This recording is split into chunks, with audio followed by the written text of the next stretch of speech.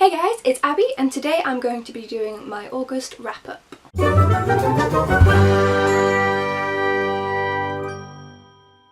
This month was both good and bad for reading. I didn't really get through my TBR, at all. I highlighted the ones that I've got through. I've read 3 books that are on my TBR of 14. That's not great, but then I've also read a lot of books, so let's get into them. So we did have the booktubeathon at the very beginning of this month. It spanned both this month and the very end of last month.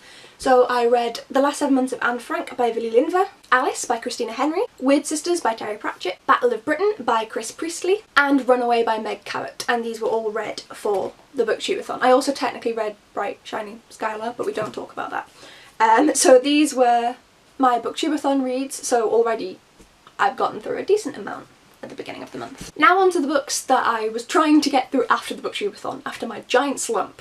So these are going to be a mixture of physical books, audiobooks, ebooks, so there'll be some pictures up here.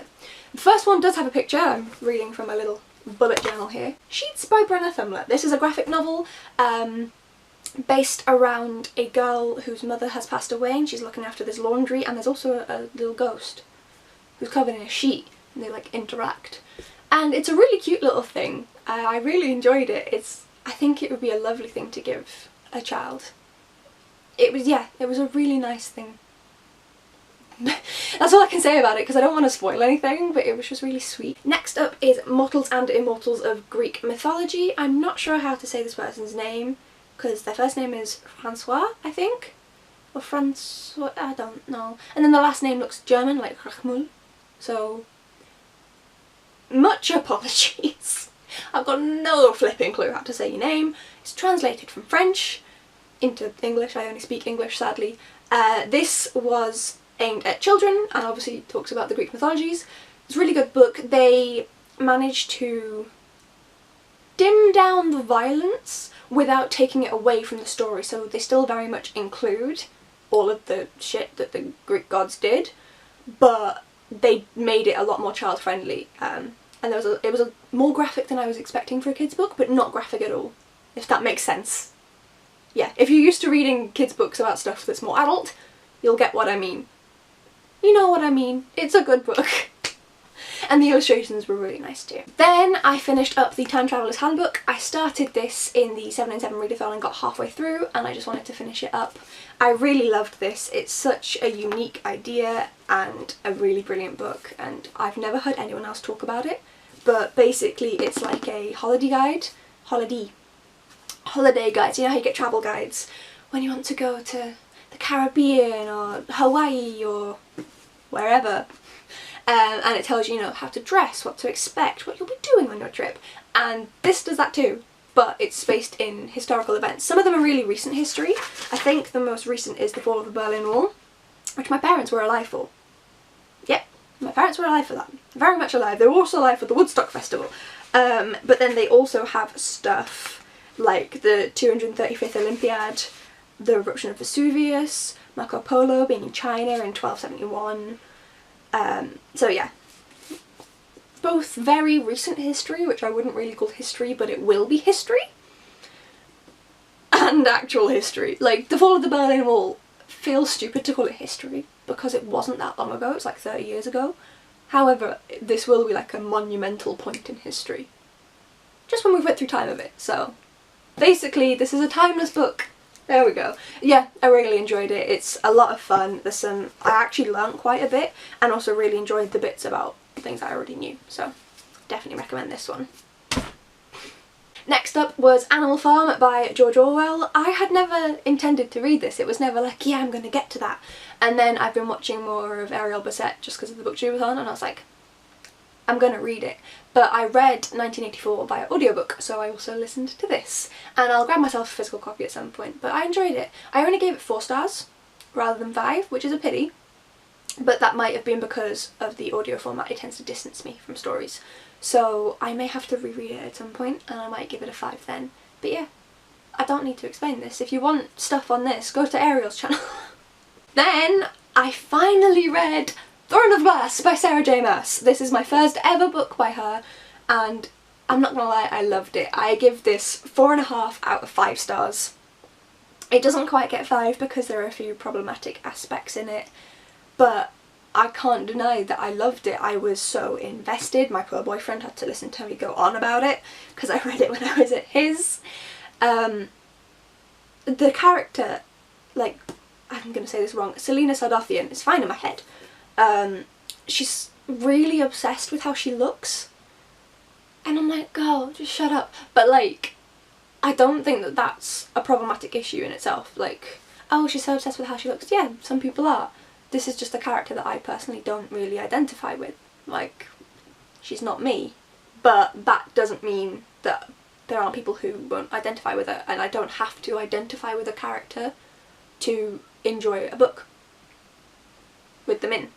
So yeah, it didn't quite reach the 5-star point, but it was very, very close. I really enjoyed it, and I'm 100% continuing on with the series. Like, this is gonna be one of my new, like, yes, I must read series, so I'm really excited for that.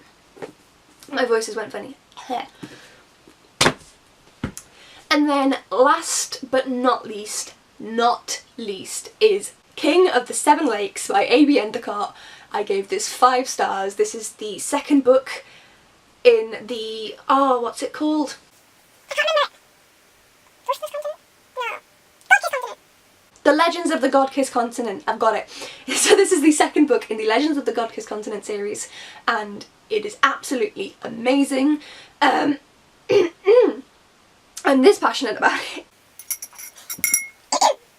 A.B. Endicott's writing is absolutely gorgeous, and you are so invested into the world, and I absolutely loved seeing Gid and Elenai interacting again, and I really love this book because this is technically a spoiler, but it's also not. The two main our main character is Elenai, and our, like, secondary main character is Gideon.